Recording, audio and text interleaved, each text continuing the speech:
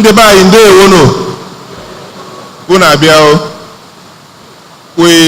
welcome all of you to the May 2019 edition of NKATA Mube. Some of us who have been coming here fairly regularly know what this is about. At some point during the program, we'll talk more about it. The program starts by 5 o'clock with cocktail and networking, which we've done. And then by 6 on the dot, we are scheduled to start. And so we are starting now. And I would like to invite the Vice Chairman, Enugu Sports Club, our host for this past 12 months, Barrister Jude Ezegui, to give us his welcome remarks. You are very welcome to Enugu Sports Club. This is a club to be at any time. And this is the function that is also anchored here in NKATA. Thank God the rain has subsided. It is my pleasure to welcome all of us to today's event. I recognize with greatest humility the immediate past chairman of this noble club, the man of vision, Chief Ben Etiaba Ifenyanewi. Please put your hands together for this great man. You're welcome, sir. Thank you so much. This is a man so many young men wants to be like him. He's been leading us well. I also welcome here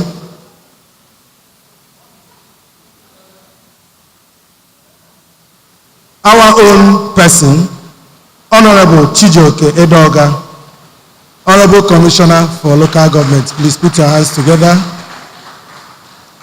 I also welcome here Chief Emeka Ugoji.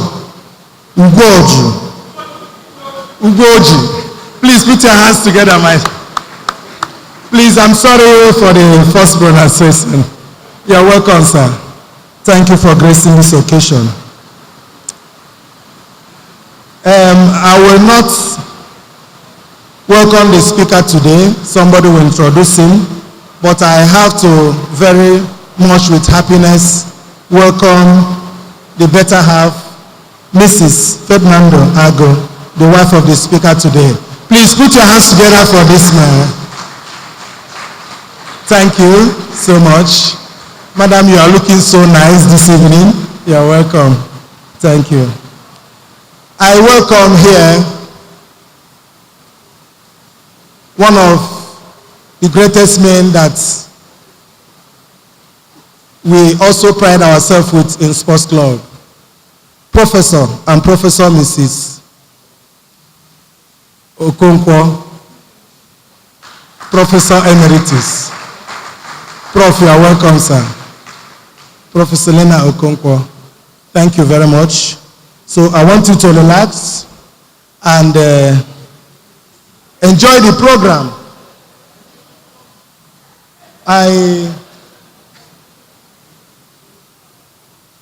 I use this opportunity to extend the warm greetings from the chairman of this club, Honorable Onyekongwe, who is unavoidably absent.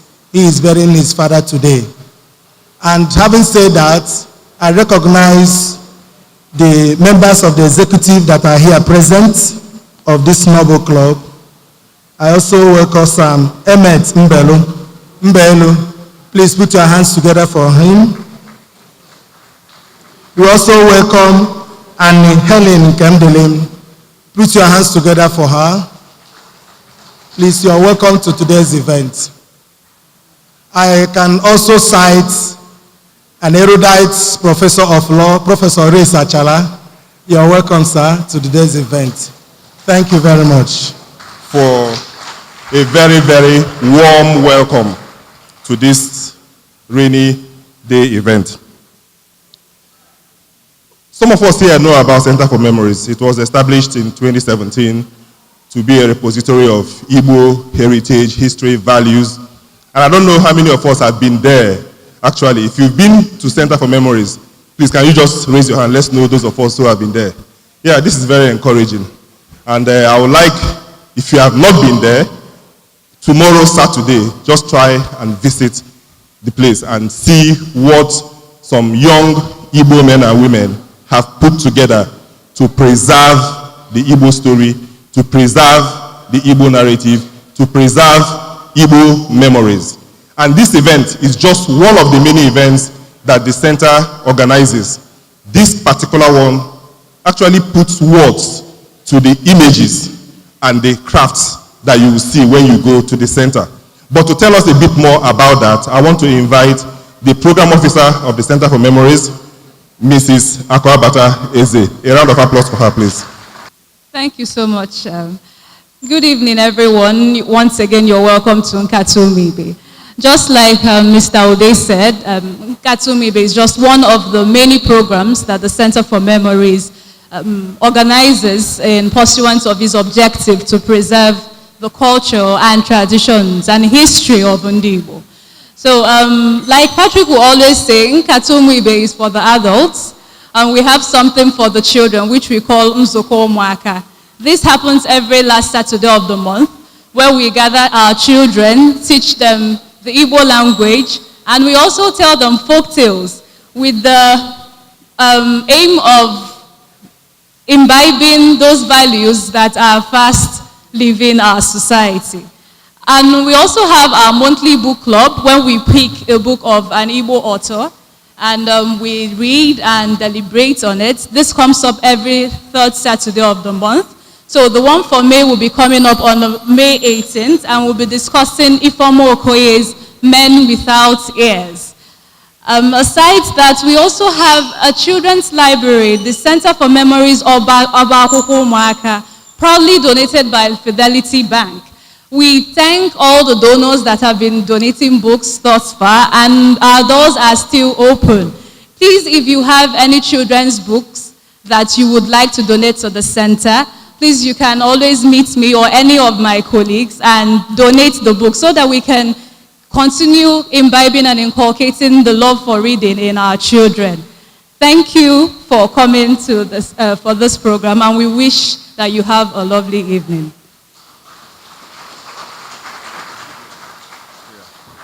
Thank you very much, Ako. And so, since May 2018, we've been gathering in this auditorium on the first Friday of every month, except the month of January. And for some of us, it's been very, very exciting and an interesting journey. When we started this and decided it was going to be a monthly event, we knew it was going to be a task that requires a lot of effort to push through. But the Igbo resilience, the spirit of the Igbo man and woman in all of us have kept this particular event going. And even what is more exciting is the level of interaction that not only happens within this hall, but outside of this hall, which is what we wanted to achieve from the very beginning.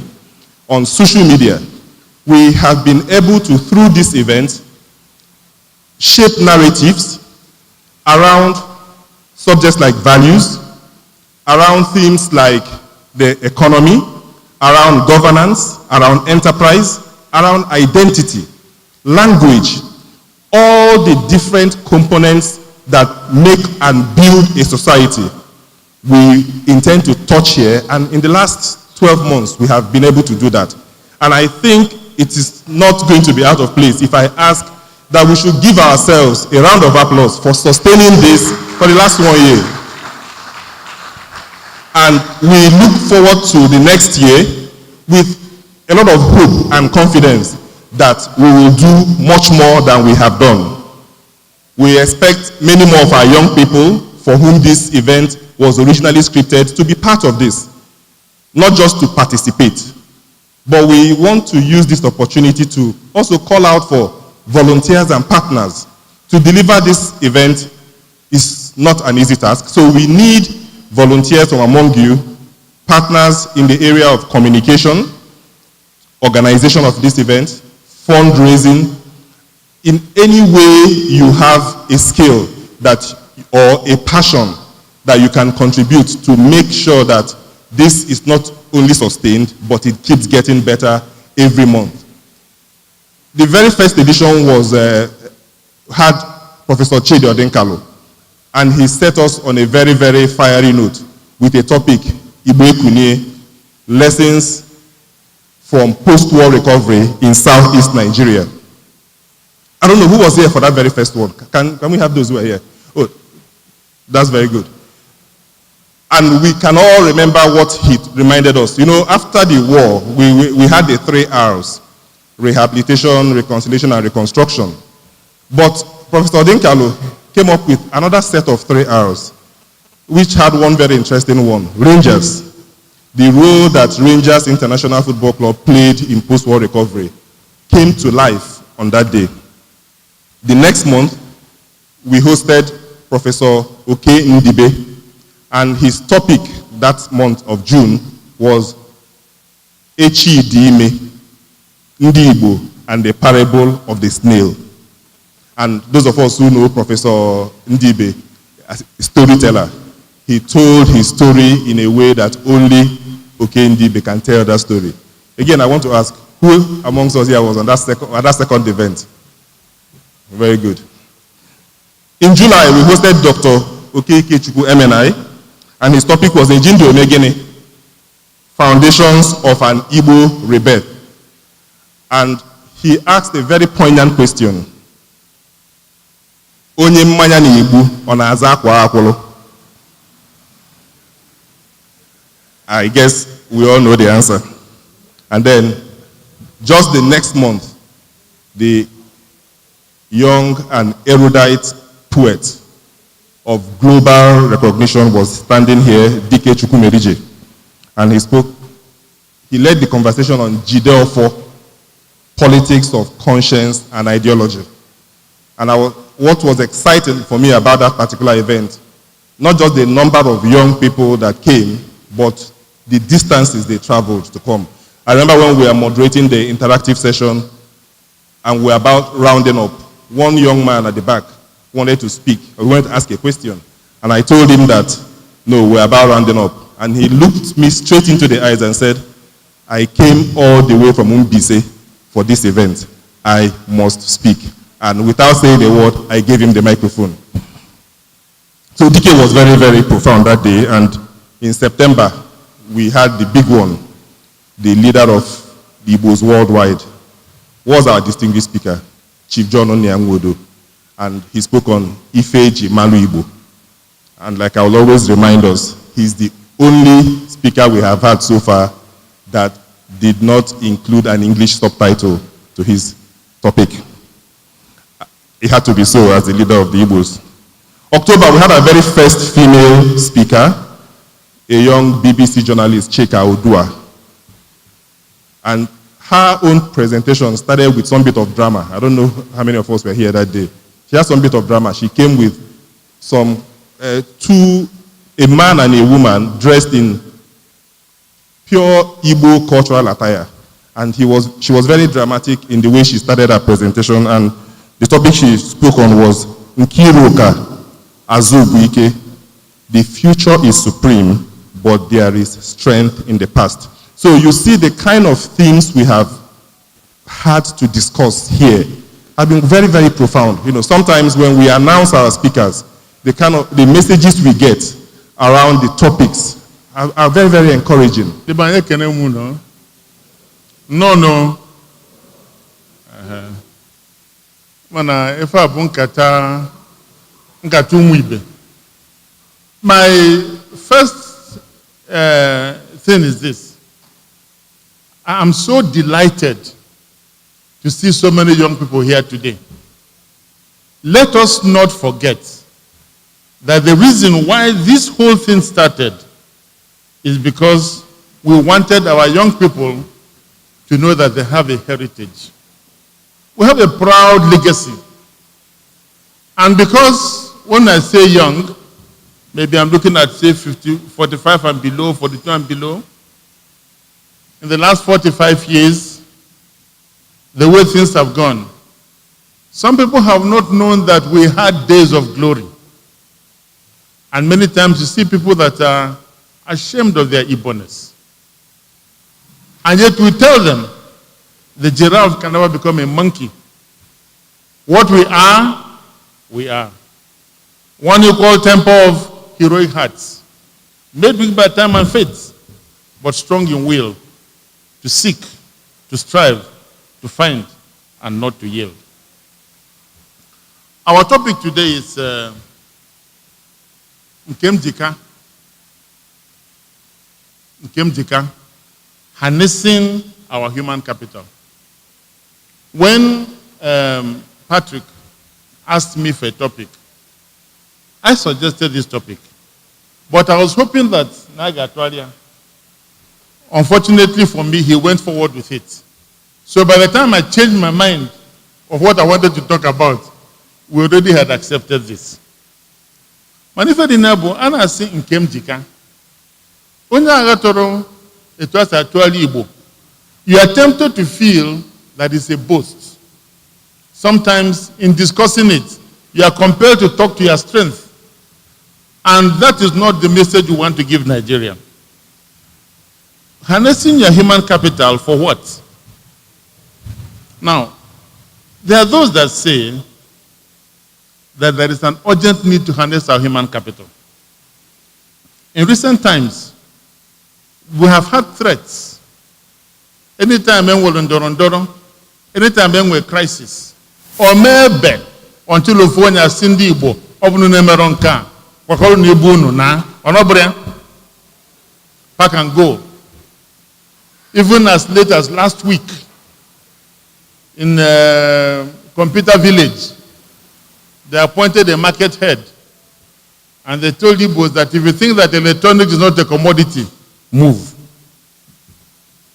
Then, of course, when you had the quit notice, when we had our problems with our Arewa brothers, they said, all of Igbos, so and so day, leave northern Nigeria.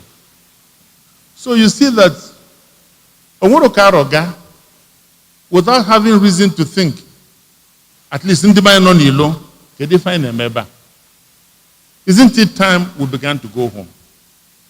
Even before then, and with this philosophy of Akuluno, Nanya make enough na bendozo, Olugomba get dozi buying. So there is reason to ask, can we harness our intellectual, our human capital, our material capital, human capital and material resources to come and sort out our homeland?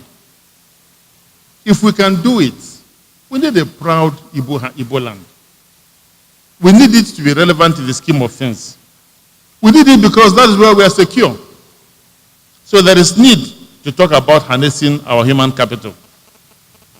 But let me give you an example, a lesson I learned about human capital many years ago. Do you know a country called Singapore? You go back to Singapore? Okay. I'll tell you about Singapore. In 2002, I was privileged to be in Singapore in a small delegation, IDC, Madise, and President Obasanjo was to come to Singapore, and they sent us as his advance party. So we went, and after discussing with the government officials, we met their prime minister. Very nice man. His name was Gu Chok Tong. Very interesting guy, and he asked a lot of questions about Nigeria. The one that embarrassed us, do you know when there was one Miss World contest in Nigeria? Then it was shifted from Abuja to Lagos. This man asked, why was it shifted? You wouldn't believe that the prime minister of a foreign country actually knows as much as, why did you shift the venue of a beauty contest? So at that stage, Chief Ojo Madokwe, who was the leader of our delegation, tried to change the topic. So just said, Mr. Prime Minister, Singapore is so developed. Housing, road. If you've been to Singapore, it is developed. Singapore is the only country that you're not allowed to chew chewing gum. Do you know why? Because chewing gum dirties the street. They don't sell chewing gum in Singapore, because it dirties the street. One of our brothers, Ambassador Chika Nibo, may his soul rest in peace, was ambassador at that time. There was a day we went out on a Saturday afternoon, driving around Singapore. You would thought that we were there as tourists. I know dirty. We were driving around Singapore, Kamaka got food dirty. We couldn't see any. So that was how far they had gone. What else is remaining? Then the man gave a very interesting answer. I said, Minister, for this type of things like, we have problems. Agalono, Agalumen Road, those kind of things. We have ministers like you that do it. And he didn't say it in an insolent way. But we have ministers. Ministers and people below them, they do this type of jobs in accordance with the values of competence, values of merit, and according to the systems we have set in place to ensure public good. So Joe asked, what's your job? He said, my own job? It's different. My job, now I want our young ones to listen, because tomorrow you shall lead. And that's why I want to tell you this story. He said, my job as a leader is to think ahead. 25 years ahead, 50 years ahead. I ask myself, what will the world be in 25 years' time? What are the forces that will shape it? What are the factors that will drive it? What must we do today for Singapore to be on top of that world when? Tomorrow. That is the job of the leader. A leader that cannot think ahead and ask, what will the world be tomorrow? And what do I do today to make sure that tomorrow we are where we should be is not a leader. So he asked those questions so that Singapore, in his words, will survive and succeed. But we talk of Singapore. It's a country, it's a country, it's a country. Singapore is 1/5 the size of Lagos. Do you know that? Are you aware of that? Singapore is 1/5 the size of Lagos. I'm coming to this lecture, by the way. We're not telling the story. I'm just laying the background. Singapore is 1/3 in population of Lagos. Singapore has absolutely zero natural resources. When you want to build a house in Singapore, you import the sand. You know that? You import sand to build a house in Singapore. A country that imports sand, for goodness sake, what material do they have? Now, by 1964, Singapore and Nigeria were at par in terms of development. But because of that kind of leadership that is looking 25 years ahead, 50 years ahead, organizing their society, ensuring competence, ensuring merit, doing what they must do today for that tomorrow. Let me tell you, let me just compare Nigeria and Singapore for you for just a second. By the way, Singapore is smaller than Enugu State. But I don't want to embarrass you by comparing Singapore with Enugu. The only state in the southeast Singapore is bigger than in population is Ebonyi. Singapore has 3% of our population. Singapore has 5% of our labor force. Singapore has 0.08% of our land mass. And yet, our nominal GDP today is 450 billion. And people with 3% of our population, 5% of our workforce, their GDP is 350 billion. 80% of our own. Their GDP per capita is $62,500. Our own is $2,250. That is the gap. In terms of what they call Human Development Index, quality of life, Singapore scores 0.932. Nigeria scores 0.532. Singapore ranks as the 9th most advanced country in the world. Nigeria ranks at 157 in the world.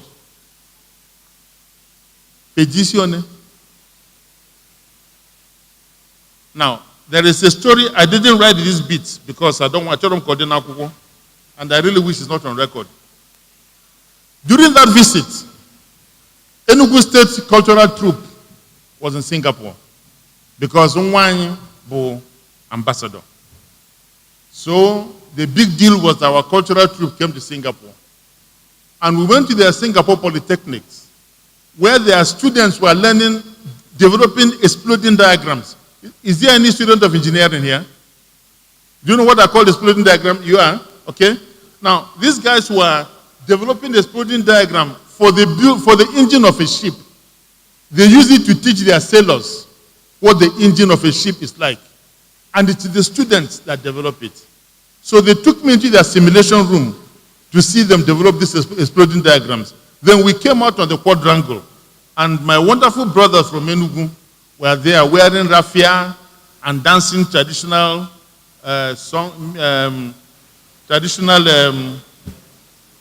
performance. And these Singaporeans were hanging by the windows looking at them with a lot of interest. And I didn't know whether to laugh or to cry. Until today, I don't know whether to laugh or cry.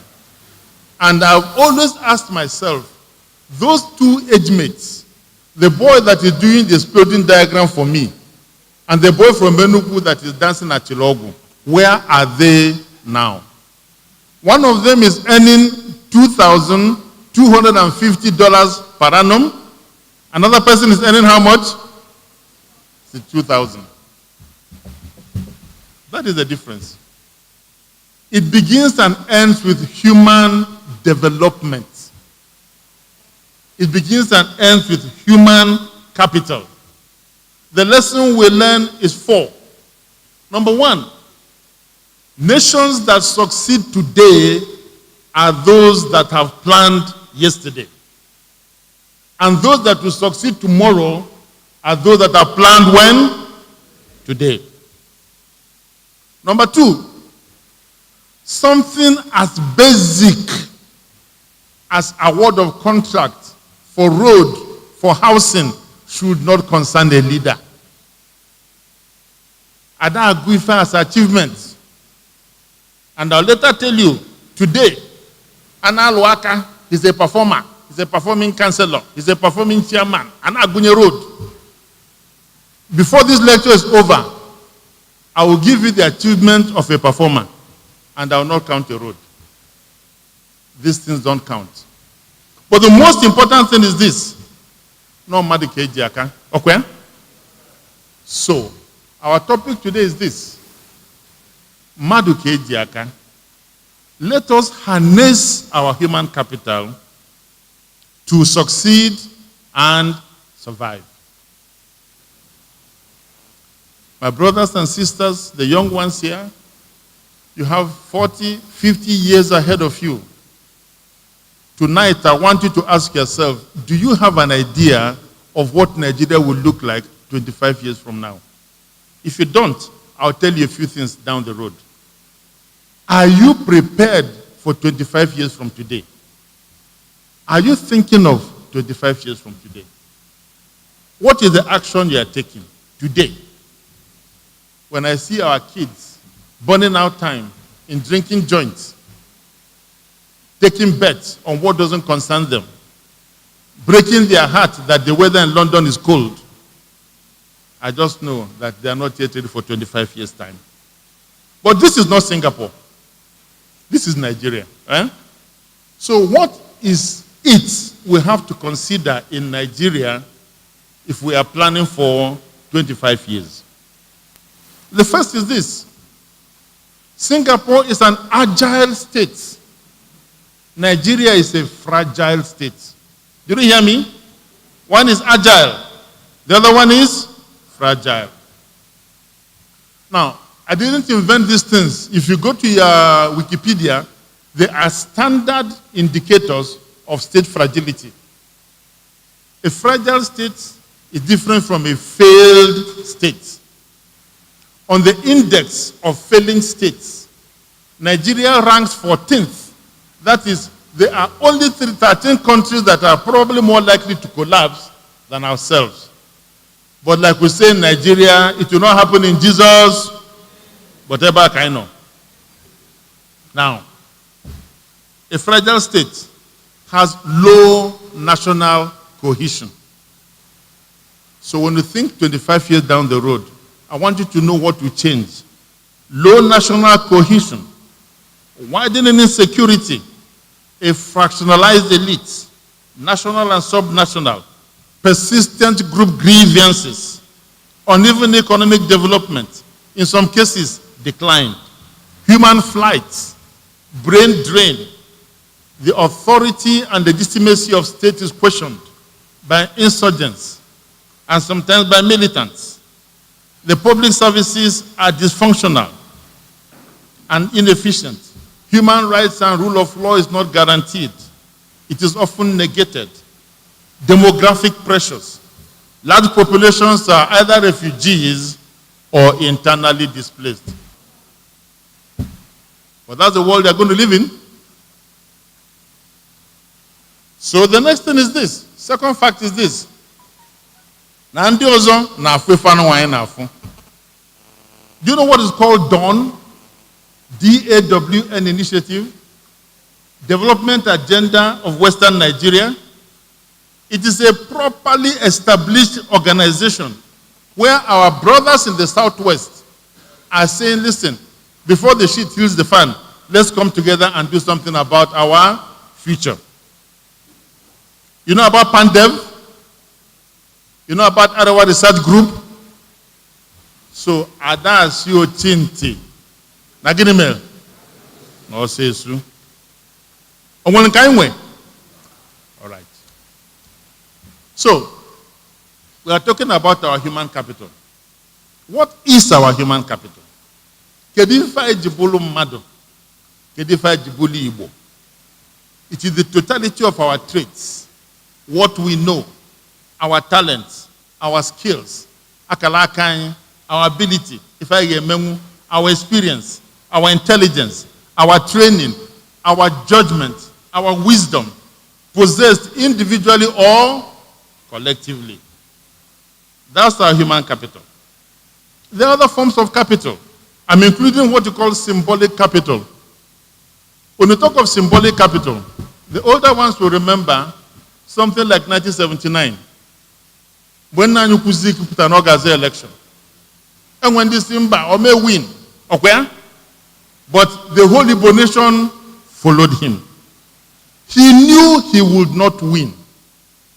But he wanted to give his people a place to stand. And they followed him because they wanted a place to bargain. He was simply a symbol. When he came back, contested the election in Abga for presidency, did you seriously think he thought he was going to win? You see that stupid? But he wanted to give his people a place to stand. Archimedes says, give me a place to stand and deliver long enough and I'll move the world. That's why Abga, Anasin Anambra, Nkabunke, thank you. Or somebody made it possible. If Unjizia is your business. But as a father, he left you with something. These are what you call symbolic capital. You have cultural capital. The power of your culture, your values. Those things, agasi and carbon sometimes we see it in music, we see it in the arts, we see it in all forms of life. But we have it. Anya baraka, chukwa boranyaka. So we may not have resources, but we have human, because we have culture, we have symbols, we have human capacity, we have knowledge, we have skills, we have abilities, we can still remember 5% of memories. We have experiences. Even if we had absolutely nothing, we still don't have a reason to fail. So I'm asking this generation, why are we not succeeding? And are you prepared to succeed? Because I'll tell you something, it was not always like this. It was not always like this. There was a time, I told my son a few days ago, and I said, my generation did that, and he said to me, look, if you guys were so smart, why is Nigeria so bad? But actually, there was a time that Igbos knew success. There was a time that we harnessed our capital. You can think of at least 3 or 4 distinctive times in our history. In the 30s, when our people took on to Christianity, when they took on to Western education, every community got into community schools. If I na kwalo obodo, ana atuko ego onu, anezipu mako obodo ebo kafa gwa akwụkwọ. Nobody asked onye, onobria. Everybody got into it. Achabe said that in a generation, we almost made up the gap between us and our Yoruba brothers. The first secondary school in Yoruba land was around 1850. The first primary school was 1832, and I think the first secondary school around 1860 something. Our own was in the in the last century. We almost made up. We threw ourselves into it. Then came the railway lines. We found out across Nigeria, for commerce, Kafanchan, Benin Kebi, you name it, Igbos were everywhere. And everywhere they came, the first thing they did was they formed a town union or a town association. Then in 1948, all of them came together and formed the Igbo Union at a convention in Port Harcourt. It became the first pan-Igbo organization in an attempt to create an Igbo identity. Because 100 years before that, the man from Ibonyi, it was the work of colonial ethnographers. We were a nation without a country.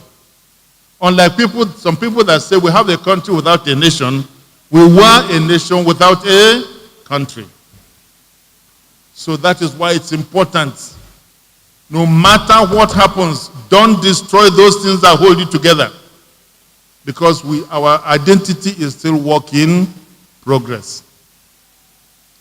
Then, Igbo Union teamed up with NCNC that was led by a very charismatic Igbo person called Azikiwe, amongst other reasons. And then NCNC came to power in the eastern region. In that eastern region, between 1956, 55, and 1967, there was a group called Eastern Nigerian Development Corporation. Now, I'm coming back to when we were like Singapore. This Singapore story, we could have been like Singapore. There was a time that we were at par with Singapore. There was a time that our economy was developing faster than Singapore. It meant that our human capacity was brought together. We had the leadership, we had the vision, we had the vehicle to move like Singapore. The vehicle we had was the Eastern Nigeria Development Corporation. Now, does ENDC, does anybody know about it? Any of the younger ones? No, guy, you should know. Does any of our young ones know about ENDC? All right. There was a group called ENDC. Let me tell you what happened. The government of Eastern Region gave them full autonomy, independence. Anything concerning development, go and do it. And that's a contract. There was no attempt to connect to my brother, to my sister. And look at what they did. When I called the name Count, they did it in 12 years. About textile mill, 1. Niger Semen Kalagu, Glass Company Port Harcourt, Cross River Mills, Cooperative Bank of Eastern Nigeria, Botia Dopobo, Obudukatu Ranch, ENDC filling stations, Kettling rest houses, Presidential Enugu, Presidential Port Harcourt, Livestock Project Kupon, Eastern Nigeria Medical Center, real estate here in Enugu, Niger Steel MNA, African Continental Bank, Odagwa Robert Industries, Afam Power Plant, Oji Power Plant, Abam Elele Power Plant, Oil Palm Estate Eket, Cocoa Estate, Odubra Estate, Industrial Cluster Enugu. Should I continue? Okay.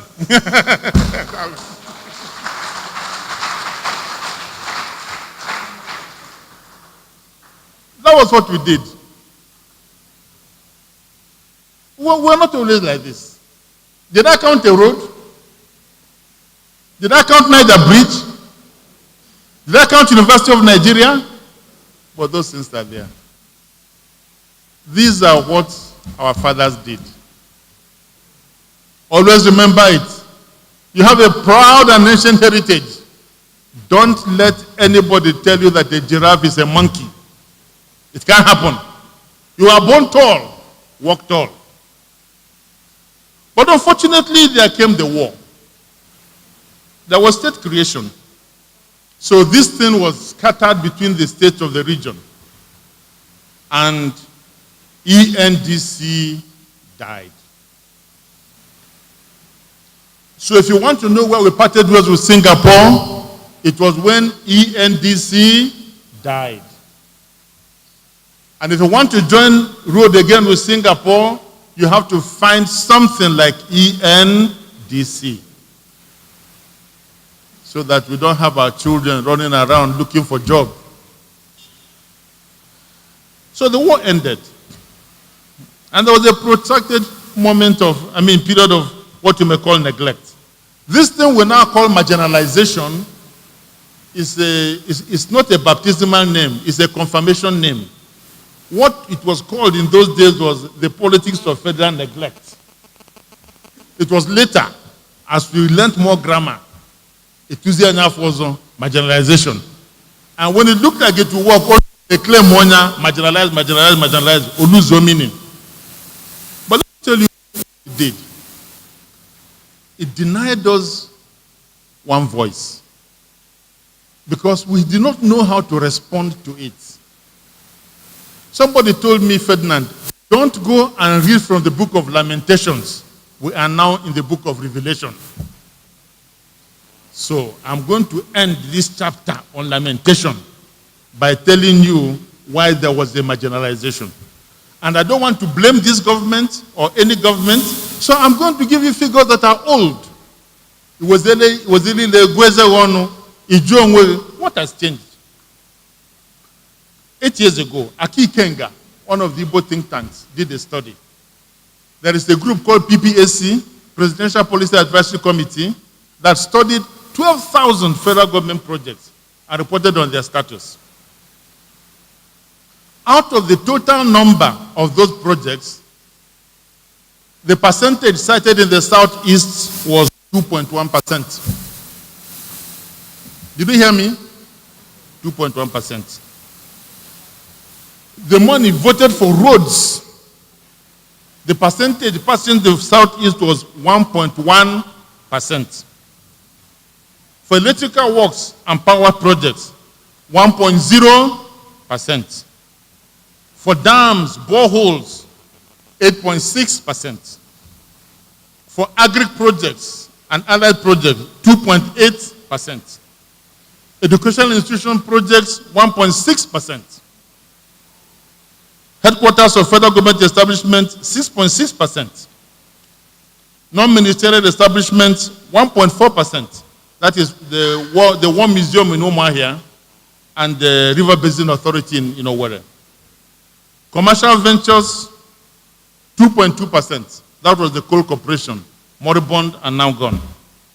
Research institutes, 10.7%. Local governments, we had 96 out of 774. States, we had 5 out of 36. Now, this is the reality. So you hear stories that you are not united. It was how do you respond to this crisis that led to a cacophony of voices, a babel of voices in our home. And when this in say shame, shame. But for a while, that was the story here. In any case, two opinions emerged in Igbo land. There are those that say this thing is rigged, we don't want it. Give us Biafra or nothing. A lot of our youngsters say so.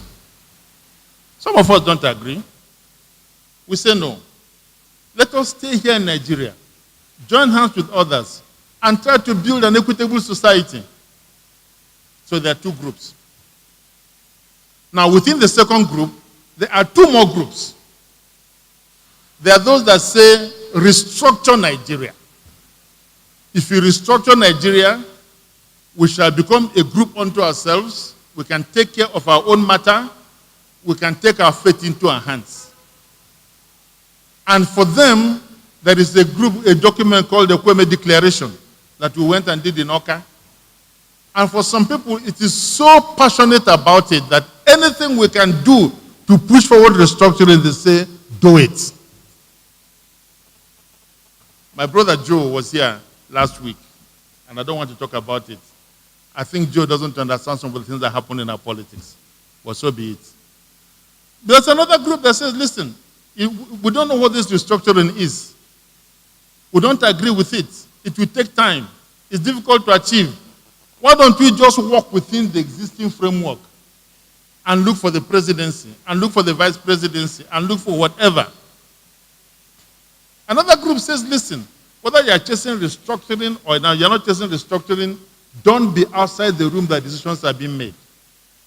By the way, I'm not saying that anybody is wrong.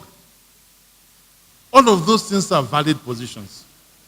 But I'm trying to explain to you why we seem not to agree on the way forward. But whatever it is, let us agree on some common goods.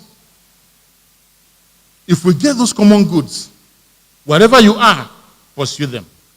And so I say, for the Igbo nation to survive and succeed, we need a coordinated effort to channel our human capital and our resources towards building a socially cohesive homeland, value-centered, economically prosperous, and politically stable. The cornerstone of such a homeland is regional economic integration. For the simple reason that we have 5 states. So whether you are talking restructure or not restructure, at least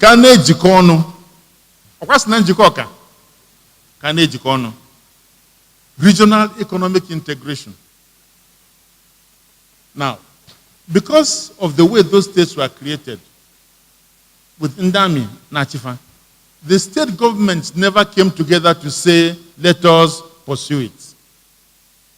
It has been the job of NGOs, socio-political organizations, even individuals, to keep on saying, we need this, work on it, work on it, work on it. Ohaneze set up 7 committees. The first one is regional economic integration. You need it. The next is good governance. Without good governance, even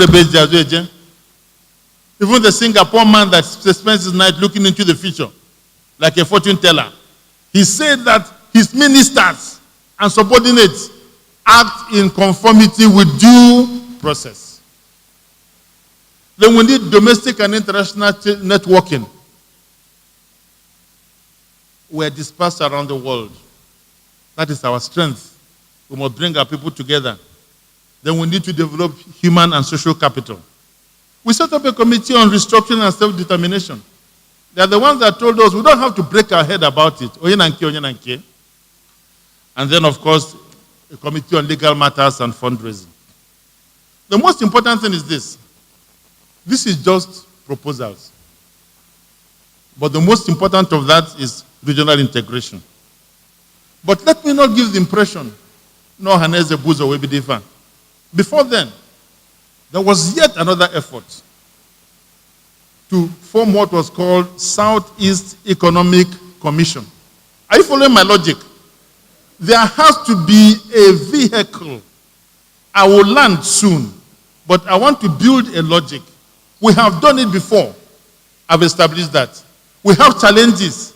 I've established that. We can do it again. I'm arguing that. How do we do it? We need a vehicle. For some reason in the past, governments could not do it. Of late, Ohaneze is talking about it.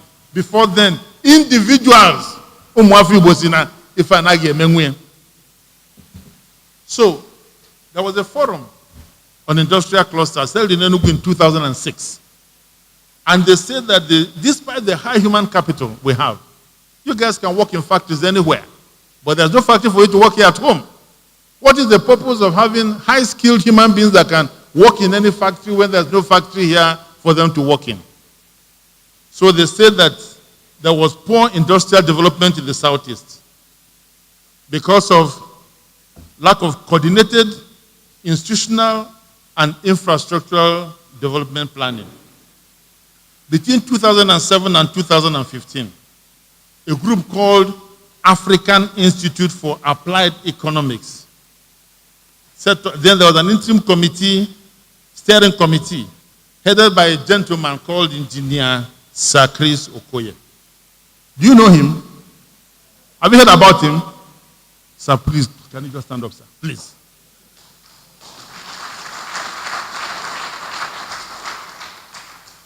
This gentleman coordinated a group that did extensive discussion, studies, consultations, and activities. And then they eventually recommended a Southeastern Nigeria Development Commission. The other one was called Eastern Nigeria Development Commission. Do you see similarity in name and objective? But one came from government, one came from a think tank. They also recommended a lot of things, including a fund, private sector driven, with government having equity. In any case, for one or two or three other reasons, it has not seen the light of day. Mana achom kunu bul nobi na ndi Igbo nwere mmadụ. Maka na mmadụ ka eji aka. They did all that thing free of charge. Working for 11 years. No pay.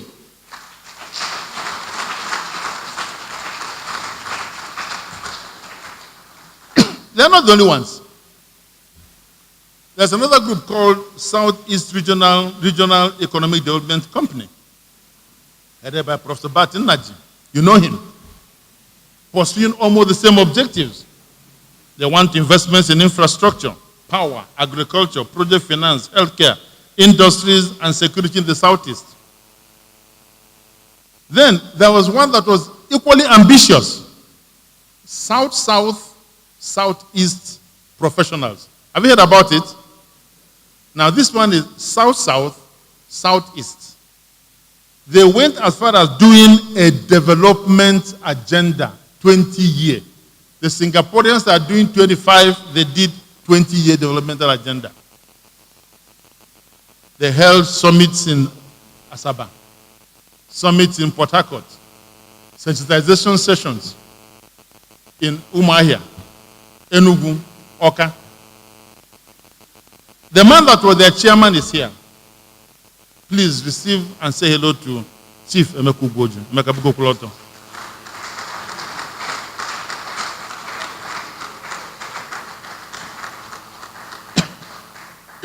tomorrow, when people tell you that Igbos are not united, that Igbos are selfish or self-centered, tell them, fa, fa, fa, fa, foul.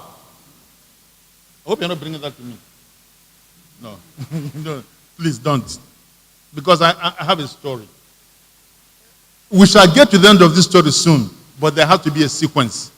I don't want to tell you a story and leave, because I want you to do something at the end of this story. But the good thing is this. Of late, the Southeastern Governors Forum have formed a very strong secretariat that is now receiving this type of proposals. So why do I tell you this? There is a written work, it will go out later. I'm just trying to round up. Without pressure, without interest, without action from below, nothing will be done. So I want you to know, look at where we are. Don't fold your hands and say you are young and can do nothing. There is something for everybody to do. These guys have done their own. You must now do your own. So if we have a vision and we have a plan, the next thing we need is a strategy. Quite simple. Government will do for us that we cannot do for ourselves. Agreed? That is the purpose of government. Don't blame everything on government. The only thing you must ask government to do for you is that you cannot do for yourself. Security, infrastructure, public good, that one they must do. But there are some we can do for ourselves. The community must do some for itself. Look at this gathering. I don't know how many we are. 1 year, we are here by our own.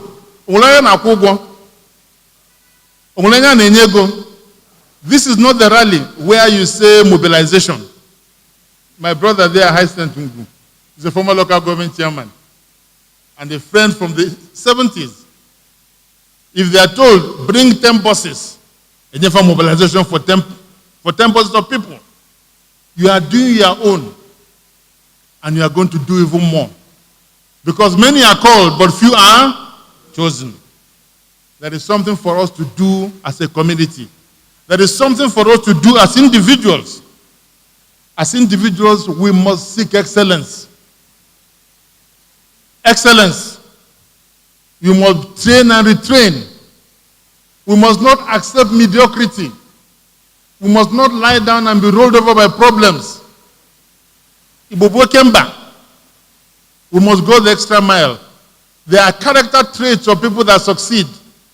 And it is people that succeed that make successful nations. So there is something for government to do. There is something for the community to do. There is something for us to do. Now, I want to begin rounding up.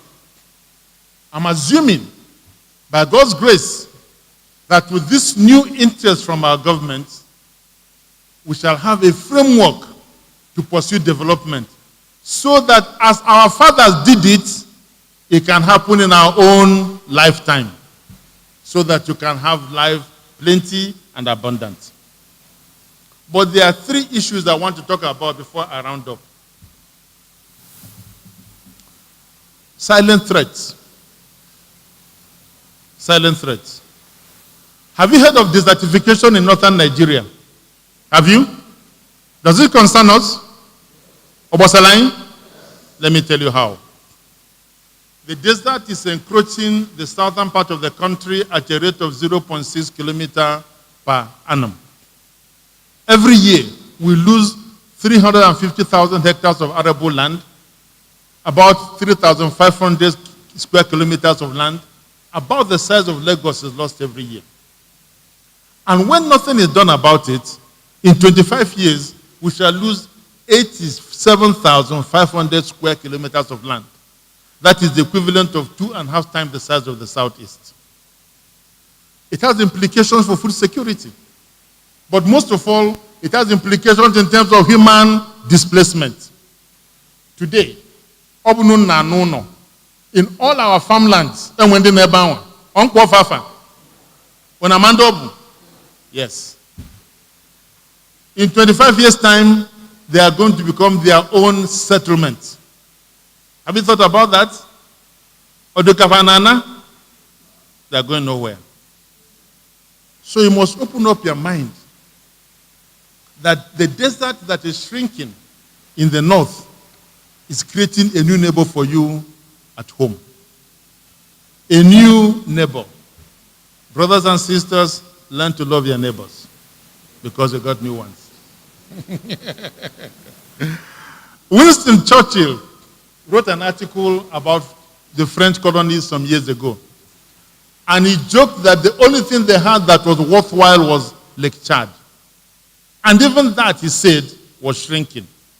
In 1963, Lake Chad had an area of 225,000 square kilometers. It is the equivalent of everybody in this room crowded into this platform. Lake Chad has shrunk from the size of this room to the size of this platform. And because of that, 2.8 million people are displaced. 9.6 million people are living on handouts and charity. And worst of all, there is a group called Boko. When nations refuse to think ahead, this is what happens. I'll give you something else to think ahead about. Population. I'm rounding up, don't worry. Population and youth bulge. Today, Nigeria is about 200 million people. By 2030, it is expected to be 236 million. By 2050, it's expected to be 410 million. Now, my brother Ugo is into housing. We have a housing deficit of maybe 20,000 units, 20 million units. When our population has so doubled within the next 32 years, you can only imagine what it's going to be. The pressure we're going to have on transportation, on food security, on education, on healthcare, on quality of life. And 30 years from now, I pray God that all of you will be here. But most of all, what is the implication for our youths? Because they are going to have the biggest problem. No jobs. And yet our youth are our biggest resources. And that's why I say, as a matter of urgency, we have to look at our educational system. We must stop teaching people to pass exams and begin teaching them to make a living. Every person must have a skill. I hear some people run around and say that we are Jews. We are not Jews, but we can learn from them. Every Jewish child is taught a skill. Without skills, we are going to be in trouble. Now, I'm not talking about the outliers. I'm talking about what we, ordinary people, can do. There are great achievers in our community. Kids winning prizes. I know about them. I know what they're doing in Nollywood. I'm not talking about what we, the ordinary people, can do. Finally, we think about a Nigeria without oil. Whether we like it or not, this petroleum resources is going to finish. Now, some people say, well, let us see what the oil producing states will do. I say, what are you going to do when your own states are dependent on allocation? Is there any state in the southeast that can finance itself as of today? No. That is why it is urgent we do something. Not because of we must have options. So please, those of you, we must think about the future because our children are involved. Now, one thing is important. As we say, think home, think home, think home. The people at home must create the enablement for people to come home. There's no point of saying think home if home is hostile. The people at home must create the enablement for people to come home. There is a wonderful thing I see happening in Enugu. Enugu is about the only seriously planned town in the southeast. You go to Okpara Square and you see people exercising, taking an interest in their fitness. You see a community on the move. You see a sense of humanity. Nobody planned it. It arose. It gives us character. We need more and more of that across the whole place. So in conclusion, what we need is to survive and to succeed. We have done it before. We have challenges today, but we can do it again. We are a people of faith.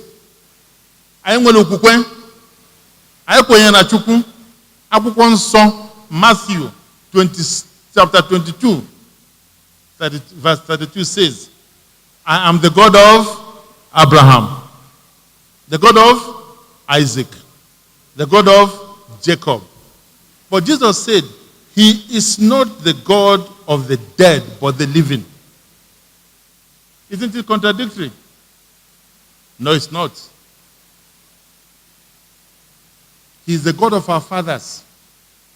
If we do like them, he will bless us like them. Our fathers built greatly. Our father did wonderfully. I am a mekafa. Fanasi Ujiofoga na Omife Jidofo. Keep your hands clean. This was the life of our fathers. I am a mekafa. They say we don't have leaders. In Cuba, during the revolution, there was a man called Ernesto Che Guevara, a right-hand man of Castro. Every day in Cuba, school children say, I want to be like Che. I want to be like Che. They don't say, I want to be like Castro, I want to be like Che. Che was an Argentine, left Argentina as a medical doctor, fought in Cuba, became the governor of Central Bank, became the minister of industries, went and fought in Congo, and then died in Bolivia. He's such a charismatic, heroic figure. They say, I want to be like Che. When we were young, I saw a book as Zik. Now go home and ask yourselves, who do you want to be like today? Who do you want to be like today? But I'll tell you something. There are a few people I want to be like. I want to be like Ben Etiaba.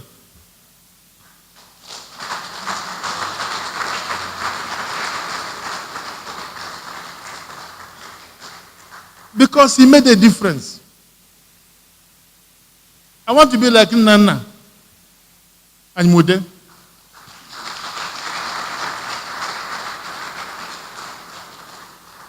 We may read about Che Guevara.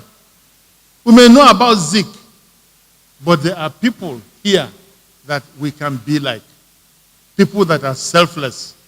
People that can pour out all they have for others. People that are serving. I want us to be like our fathers. I want us to be like our mothers. I want us to be like those people that raised us with honor, with integrity and dignity. I want to be like people like Jude that have sustained the work of others. This is what we want to be like. So we can have interactive value creation. We can change all those things. Never feel powerless. Robert F. Kennedy said, and I want to end with this quotation. He said, few will have the greatness to bend history itself. But each of us can work to change a small portion of events. It is from the numberless, diverse acts of courage and belief that human history is shaped. Each time a man stands up for an ideal, or acts to improve the lot of others, or strikes out against injustice, he sends forth a tiny ripple of hope, crossing each other from a million different centers of energy, and daring those ripples build a current which can sweep down the mightiest walls of oppression and resistance. Like I said, we are of faith. I believe in what each and every person here can do. Because you sacrifice to be here. You sacrifice to listen. You are the people that will make it happen. But don't just do it by yourself. Do something else. Matthew 28:19. Christ said, therefore, go and make disciples of all nations.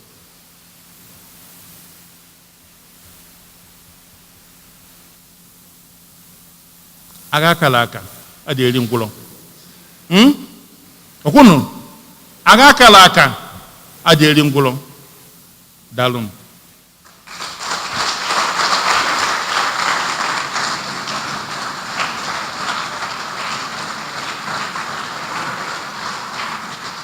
The next phase of this conversation is the interactive session. And during that session, we are going to have the speaker elucidate on some of the points he has made. And that session will be moderated by no less a personality here than the Enugu State Commissioner for Local Government and Chieftaincy Affairs, Honorable Chijoke Edoga, please. Good evening, ladies and gentlemen. I would like, first of all, to start by saying that Ferdinand, my friend, my good friend, is that robust intellect that makes one really admire the intellectual vocation. It makes you feel that now, Amaka. So it's a festival of a sort, a festival of the mind and intellect and the brain. We are proud of Ferdinand all the time. Only one or two questions, then we'll now open the floor for others. You notice now Ferdinand no, he didn't talk much, or he didn't even avert his mind, or if he did, he didn't come up here to the issues of the strength and the potentials of the Igbo diaspora. How do we harness the strength and the potentials of the Igbo diaspora? Another thing I thought he was going to bring in, but there's evident almost excess capacity in terms of people who can be employed from the southeast or in the southeast. It's a fact now that we're almost excess manpower. That was why he was thinking of how do we even make home viable. But something that has been coming up my mind, which I think he should also talk about, is the possibility either the private sector or the public sector arranging some sort of export of our potentials, export of those who are professionals, those who are fully qualified to teach, to work in hotels abroad, to become medical doctors, who are not aware of the vast openings worldwide. But something like the Peace Corps, or a version of the TAC that Bangladesh initiated, that will organize our people, find credible places abroad, arrange for them to go there, and arrange for their remittances, and maybe on a contract basis or something like that. So just these two questions, then we'll now throw the place open. Thank you. It was deliberate. There is 1,001 things that can be said about this topic. But I chose to make one and only one argument. Even that, you can say I ran out of time. My argument was simple. We need a structure to channel the development of our human capital. And that structure, at the heart of it, is economic. And that there have been proposals in the past. And that luckily right now, the government of the Southeast states is awake to it. This thing needs to be gingered. It needs support. I made just one central push, the structure. Once the structure is there, the interface with diaspora, how you export your labor, and the rest of it comes in. Without that structure, and what about Jazweje? So I was just pleading for a structure, because I have seen that we are good in solar enterprises. It's not going to take us anywhere. So that's why I just chose to make a very narrow beeline. I didn't talk about things like our capacity in the arts. Look at Nollywood. I mean, they are doing great things. Look at our universities. Look at our children. They're winning prizes abroad. There are so many things that we can talk about, but I just chose to downplay them and go straight and make an argument for a structure. Thank you so much. Okay, now the place is open here. I have 2 questions, but before I go to those questions, I would like to use a fact to buttress my question.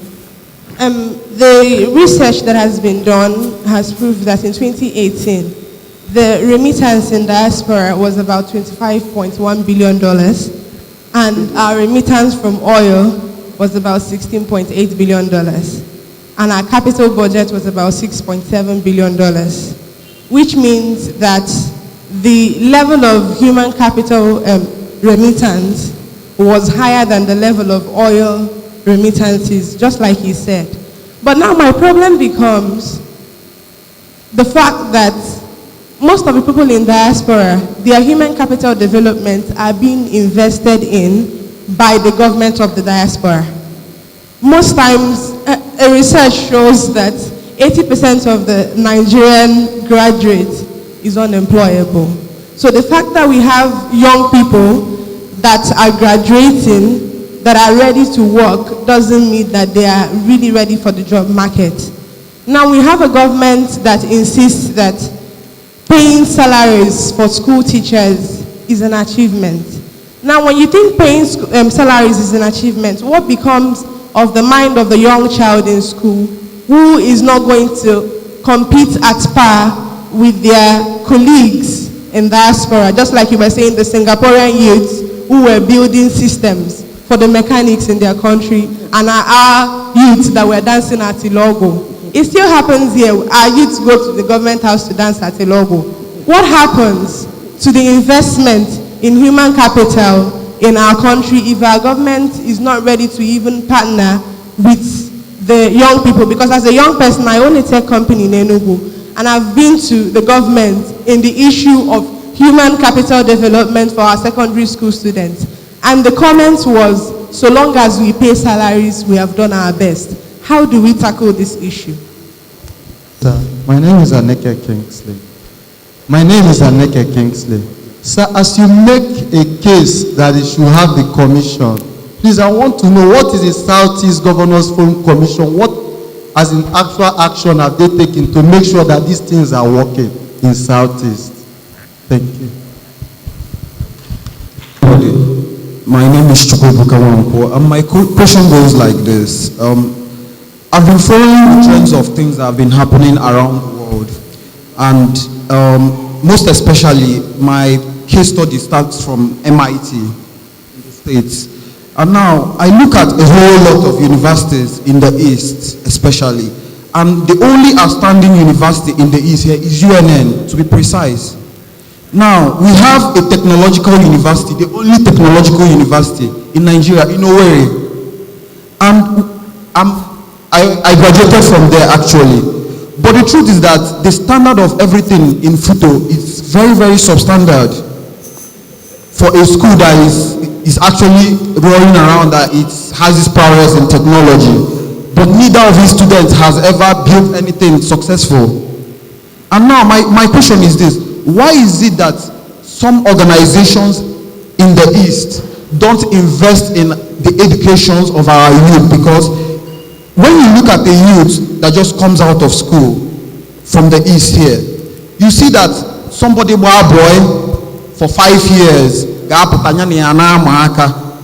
in the sense that now the person says, your parents are not just all now you send the idea, go up on the Chamin market,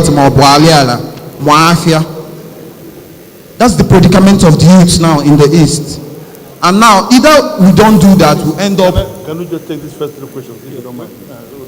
Either we do that or we end up into cyber crimes.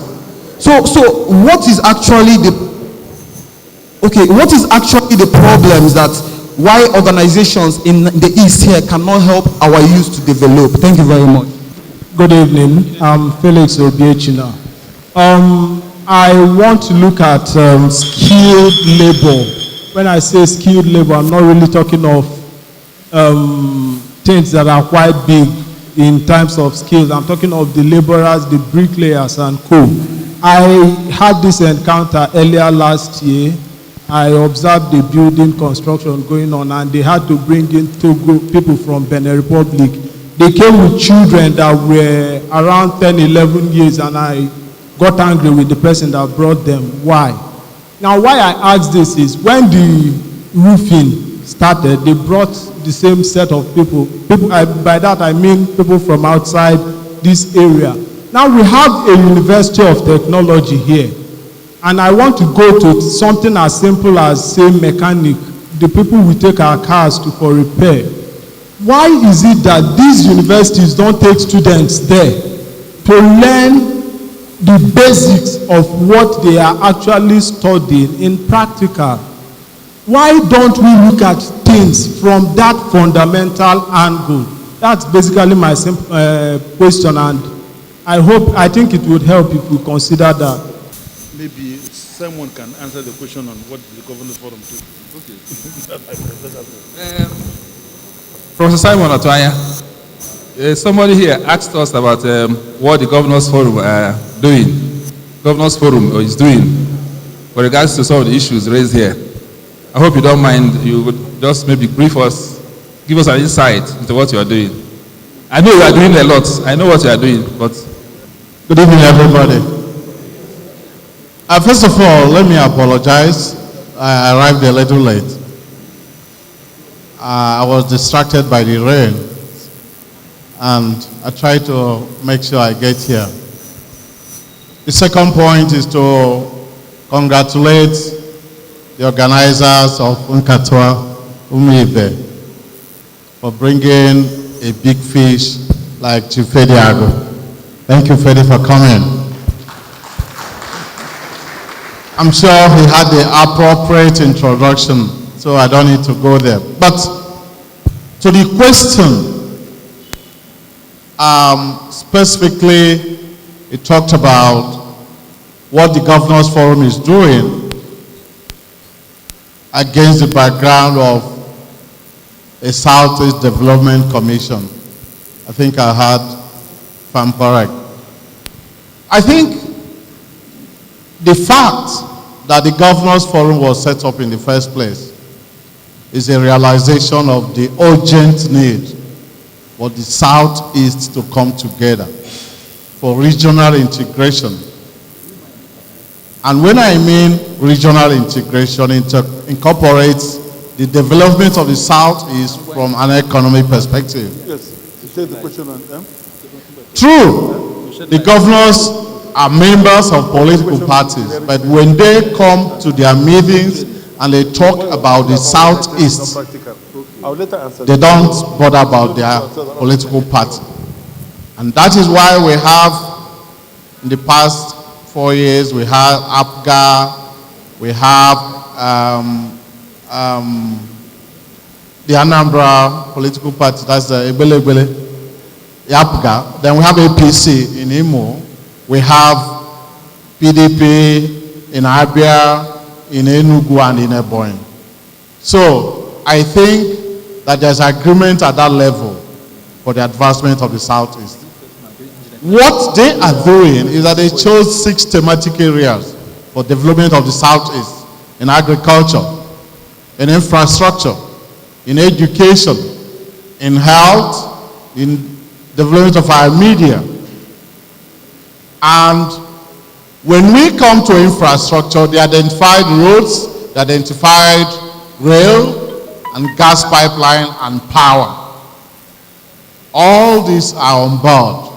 And in our first economic summit, we identified all those areas, and they are in various stages of attainment. We have also said that if you are in Southeast and you are prepared to bring development, we will bring you on board, and government will give you the political will. And that is why we have organizations that are channeled towards the development of the Southeast.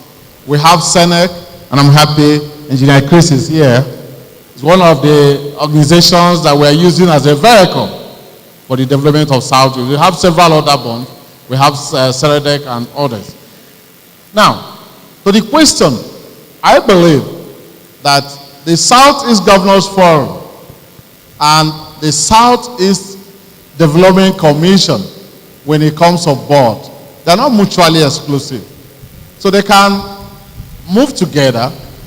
The commission becomes a kind of an ombudsman, but the forum becomes the political wing that gives teeth. In other words, bring the political decision and policies, while the commission may now become the implementing body.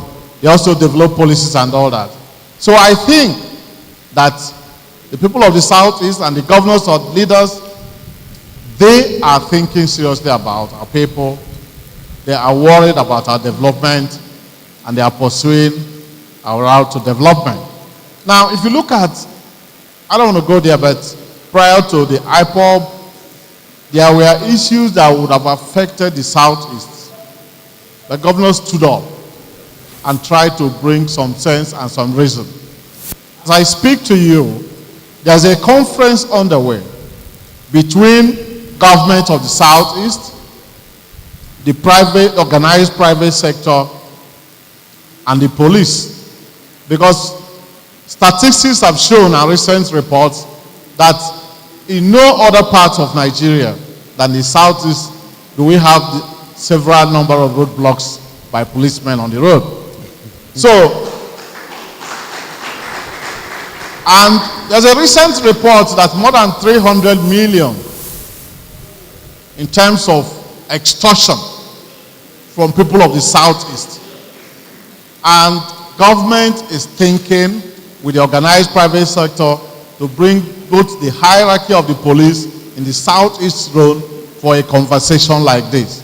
Because we believe that it is enough, and we believe that our people are suffering unduly.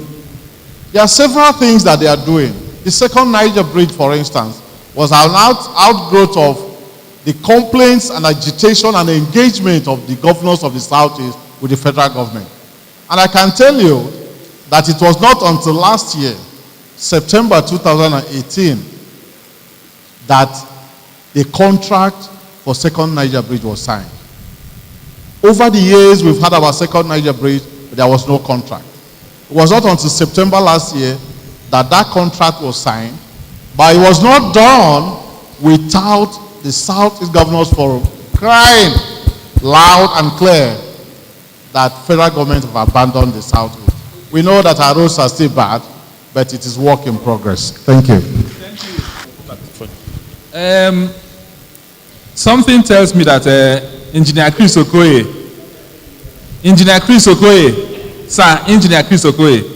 something tells me that you have something to say about the Southeast, Senec, and the efforts you have made so far.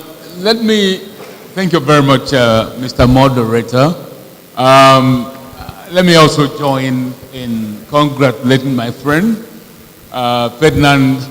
I had to come because I had actually gone to NBC.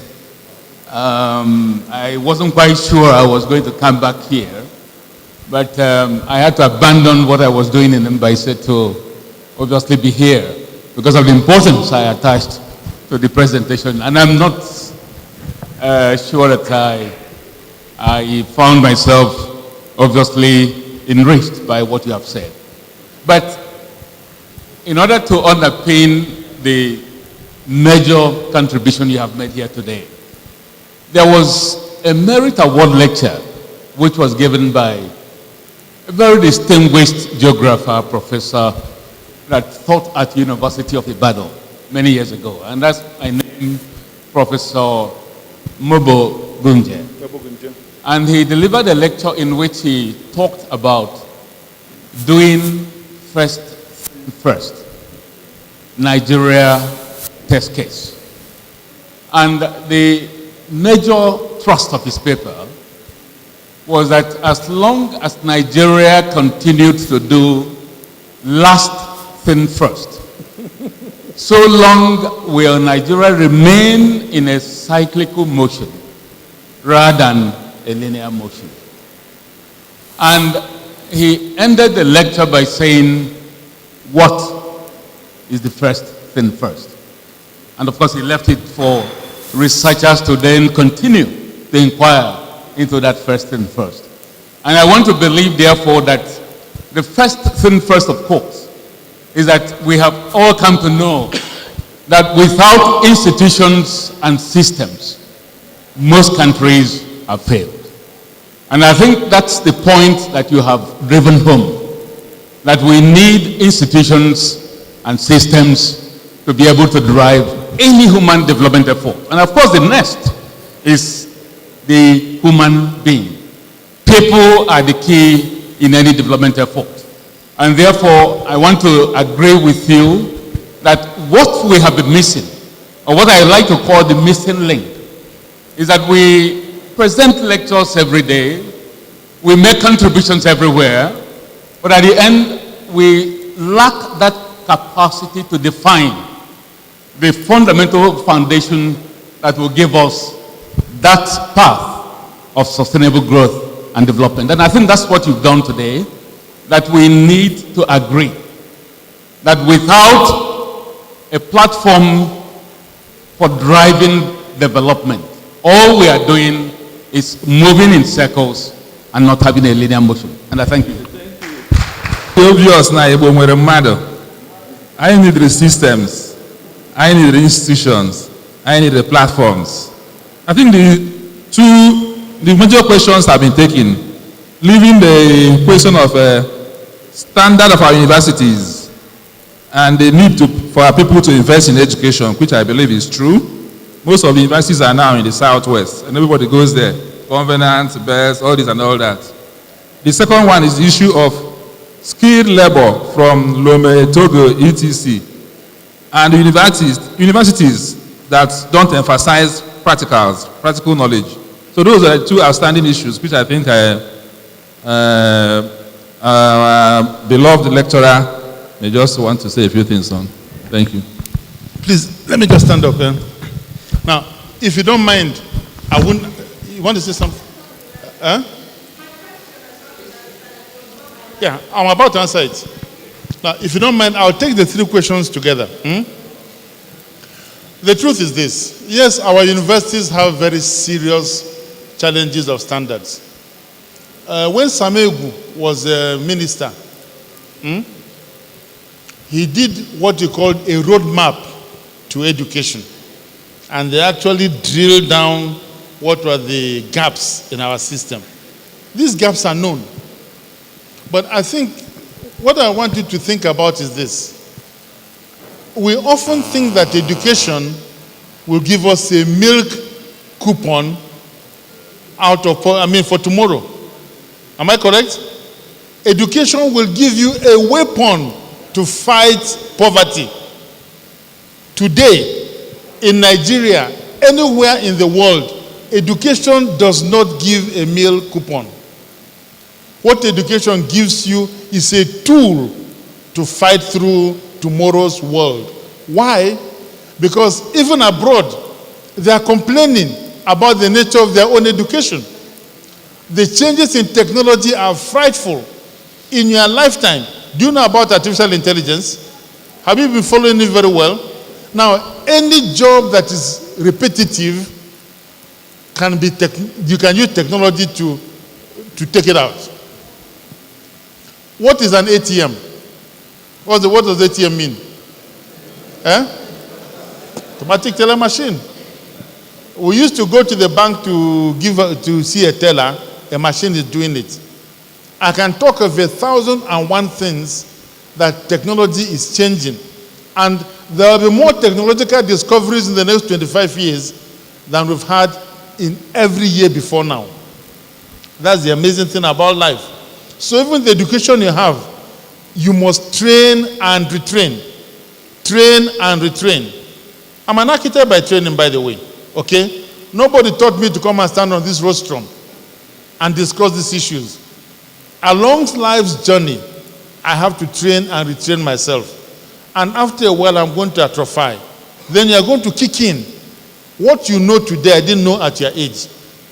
No matter how much you think you've not had opportunities, you are more knowledgeable than I was at your age. But sadly, you live in such a competitive time that I may have been more comfortable than you were at your age. I may be more comfortable than you are today. Do you get the irony? You know more than me. Virtually every young man here is smarter than me. I know it. Because my kids are smarter than me. Yeah? But I'm still their father.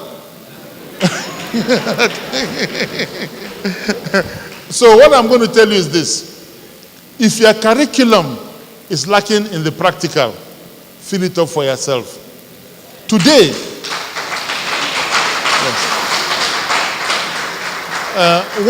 what you can do with the internet is amazing.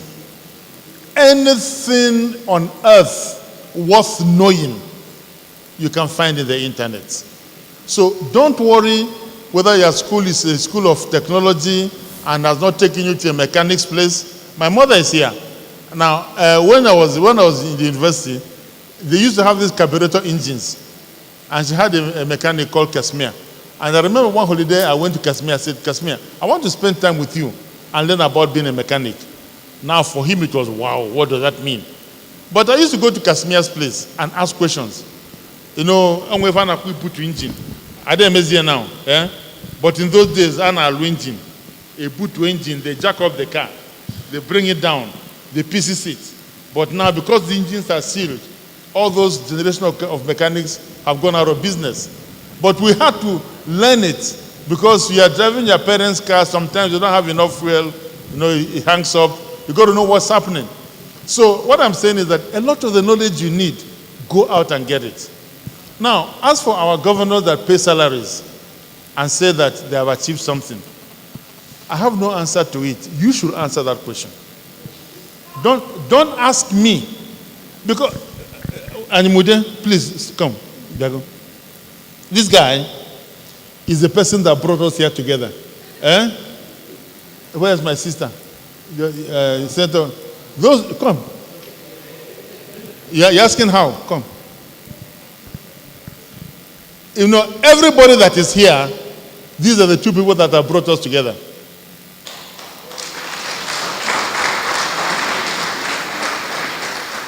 There was a time that the idea of bringing us together was just an idea, but they have made it happen. If you think that enough is enough, this nonsense that paying salaries is an achievement, if you do something about it, you'll be surprised what you can achieve. Thank you.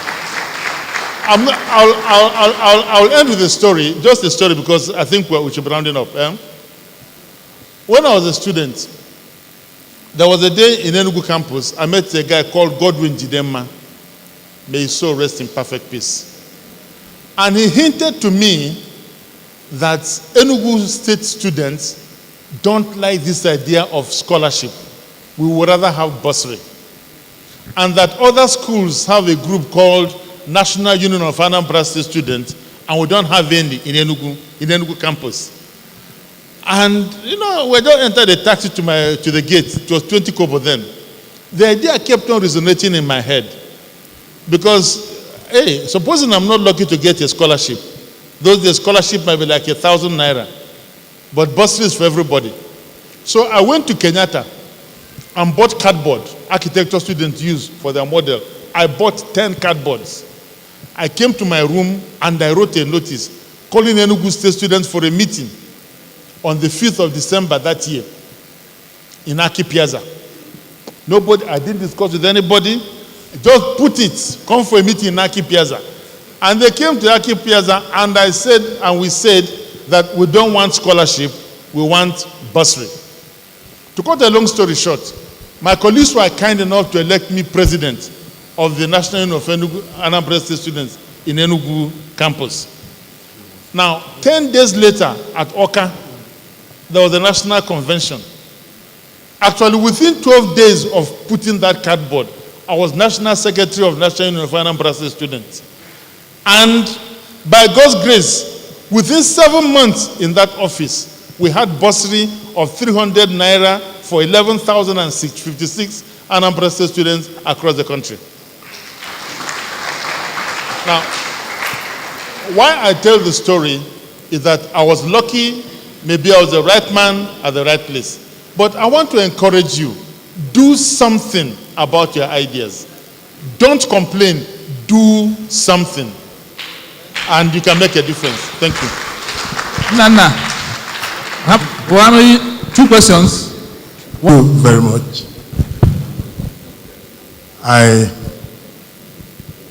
want to say that what is so urgently needed in Enugu State. My name is Greg Namde Nabikemba Joko. I'm a lecturer in UNN. What is so urgently needed in Enugu, I don't want to call it center of excellence. I like to call it some kind of one-stop shop for professionals.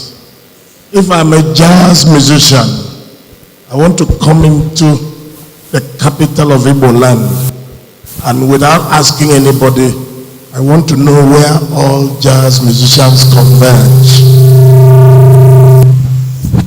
If I am a theater artist, a dramatist, a musician, a poet, I want to come into Enugu and know that if I go to maybe Zodiac Hotel, swimming section, all people of my profession meet there.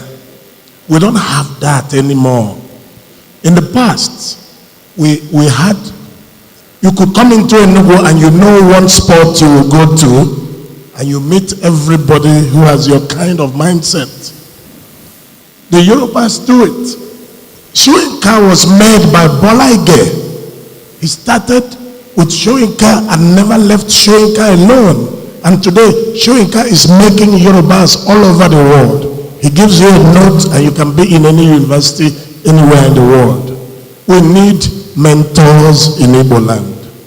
We need to know that Chris is one man that if you take an idea about theater too, that he will not let it die. Once we can establish that, the young people have a lot of ideas, but unfortunately, most of them don't have the platform to ride. Thank you. Ferdinand, thank you so much for the beautiful lecture.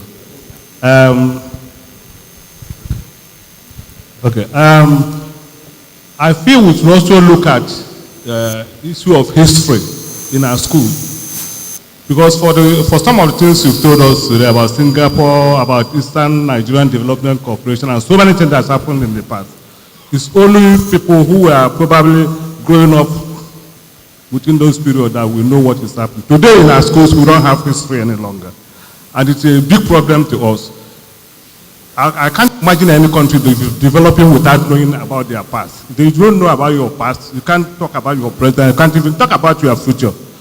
So I feel we should also form a pressure group to make sure that they return history to our schools and teach our young ones the situation, what really happened in the past.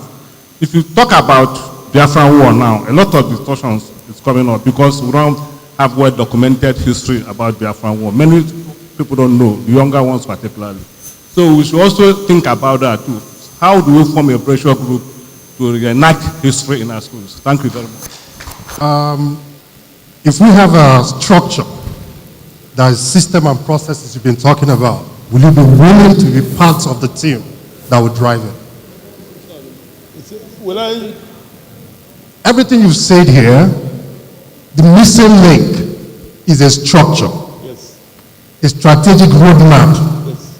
If there's one, will you be willing to look into it and be part of the people that will drive it? So what I'm saying, you say you have a structure and you've written a proposal. I say, what measure will you employ in order to push this structure so that a common man will be harnessed in order to advance in our knowledge economy? Thank you. I want to look at two areas, basically, two areas that you talked about. First, you talked about religion. When you mentioned our people embracing Christianity.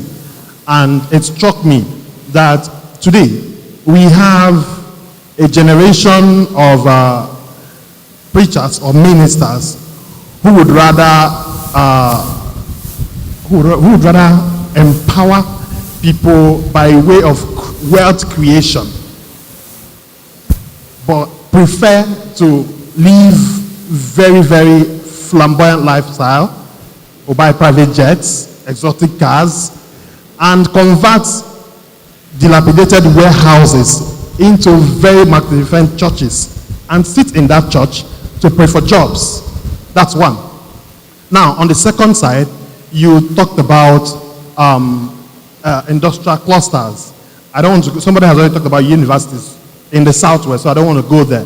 But you find out that when it's time for election, our entrepreneurs, our elites, they come back from Lagos, they come back from the north, they come here to campaign for elections, and immediately after that, like I have an experience in Imo State, a certain governorship aspirant immediately after election moved over to Lagos to site a petrochemical refinery company worth about $25 billion. I don't understand it, because these are things we are supposed to probably situate in the East and employ our people and be able to turn things around. Thank you very much. My name is Mr. Namdi Aneyon. As you are giving the lectures and the questions go, I start to ponder.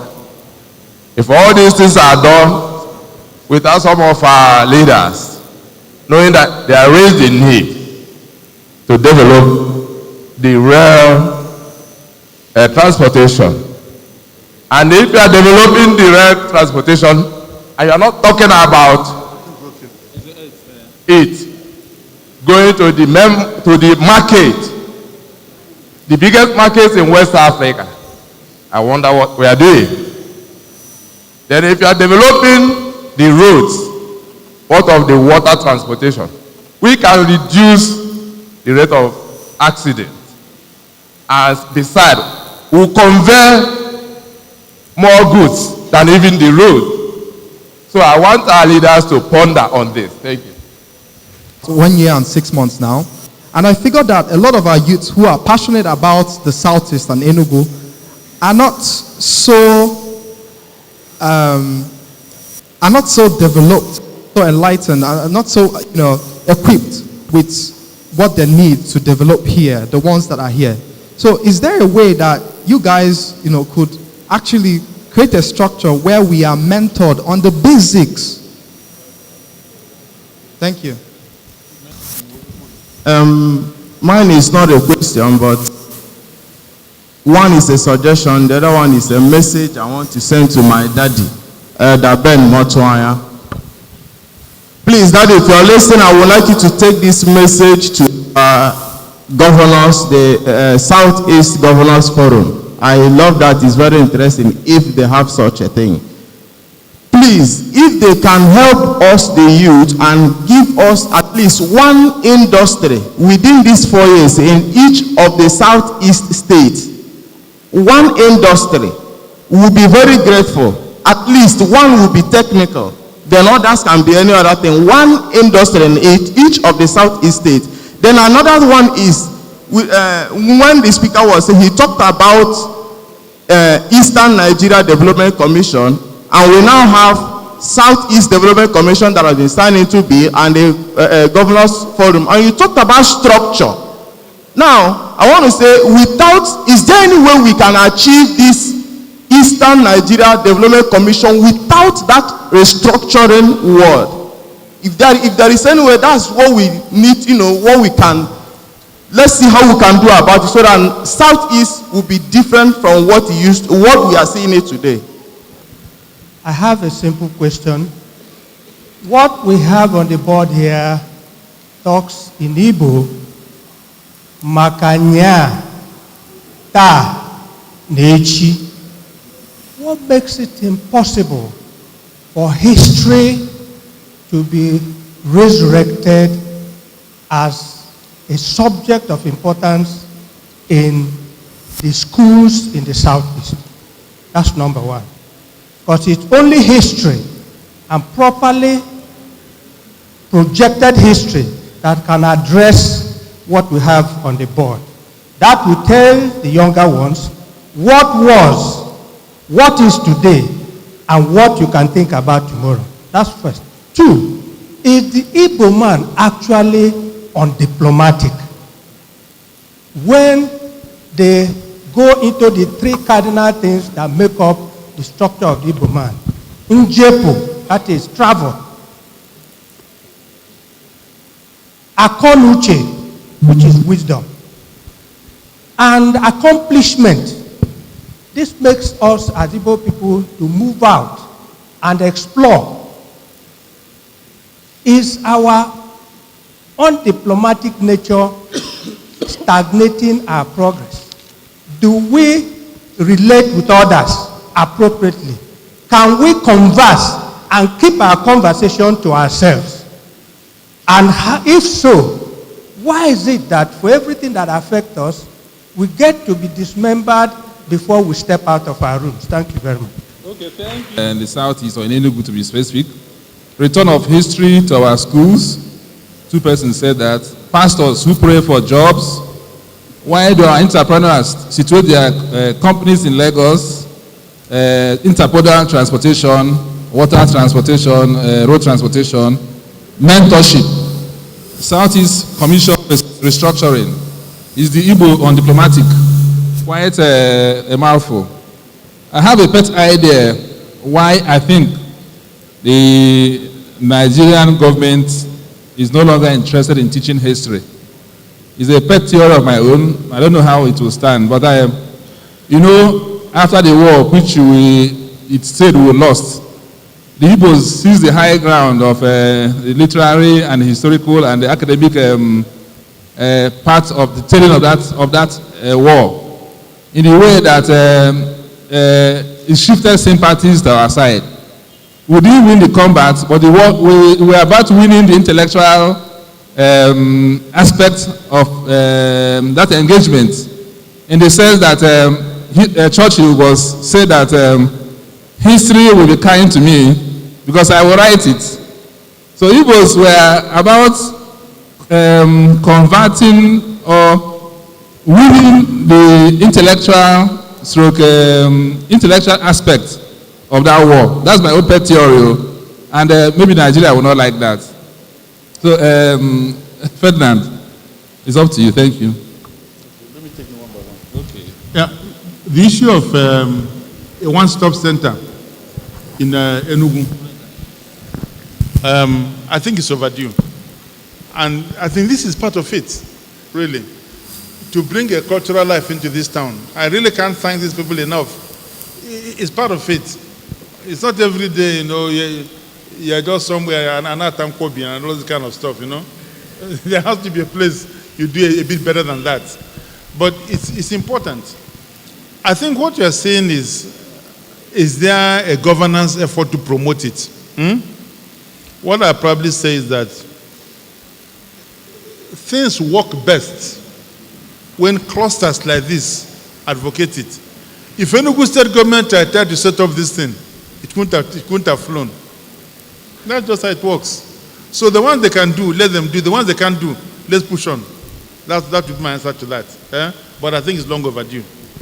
What is the next question? Pastors who pray for jobs,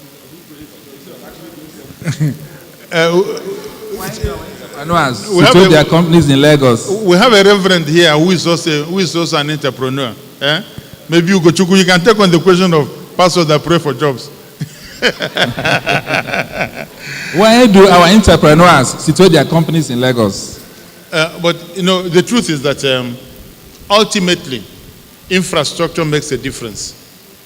Part of the reason why I said, let us go for the structure of this Southeast Commission is that infrastructure matters.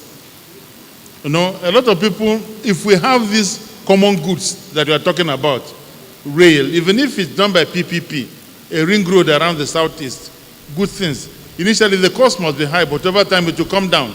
If there is infrastructure, we are likely to have more investment here. But by the way, it's just a matter of consciousness.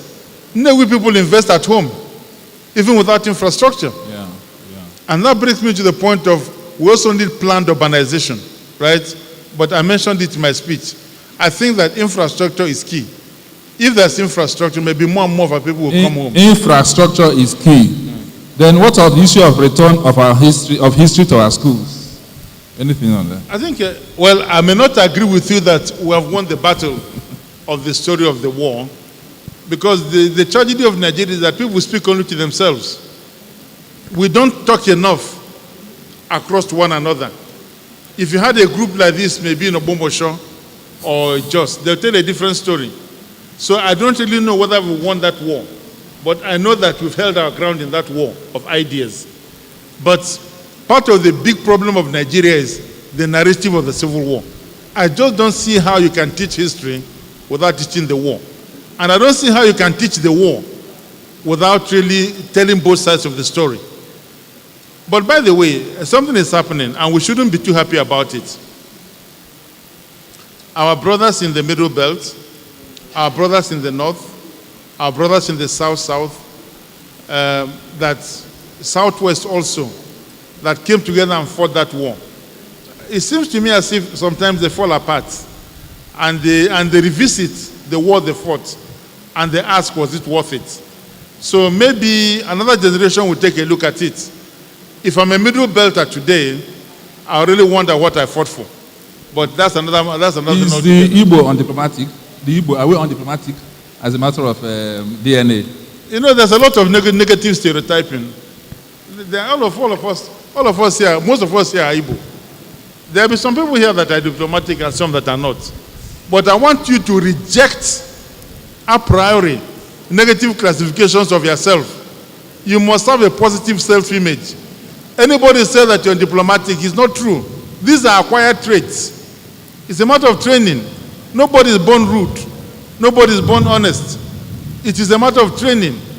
So maybe we are forceful, but I reject the fact that we are not diplomatic. It's a matter of training. Okay. What of the issue of transportation, intermodal transportation, and the apparent politics that goes on with the rail lines and all that now? You know, ultimately, you can dice it any other way, but we will never see progress in the Southeast in real terms without regional integration. Anybody who believes that he can negotiate anything, you can negotiate Niger bridges, you can negotiate flyovers, these are silos. What you need is an integrated development planning. So with all due respect, DG, Governors Forum, I think nobody can entice us with a contract for Niger Bridge. I can give you a list of 12,000 federal government contracts awarded and never brought to fruition. No, let's not go there.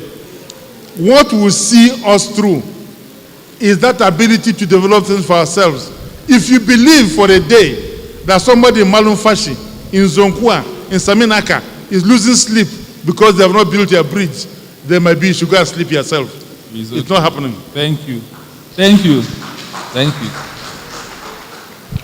you very much, our distinguished speaker, Architect Ferdinand and Honorable Chijoke Edoga. Please, a round of applause for them.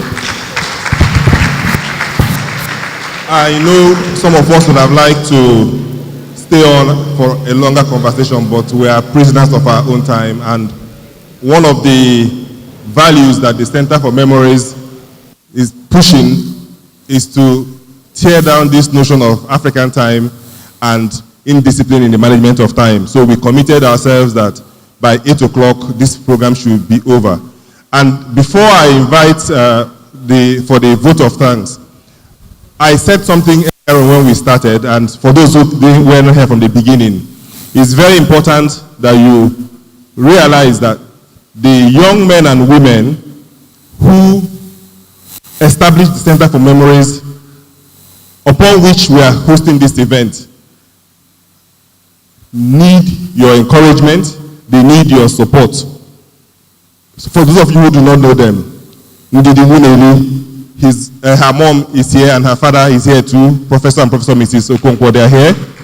Patrick Okibo, the third, he's usually here every other day, but he's not here today. Nkem Mweke, Nkiro Pareke, and Jude Ilo, they sat down, thought through it, and came to the conclusion that we need to have this repository of Igbo memories. And this is one of the initiatives that the center is driving. So without further ado, I want to invite Chief Ben Etiaba to please come forward and give us a vote of thanks for today.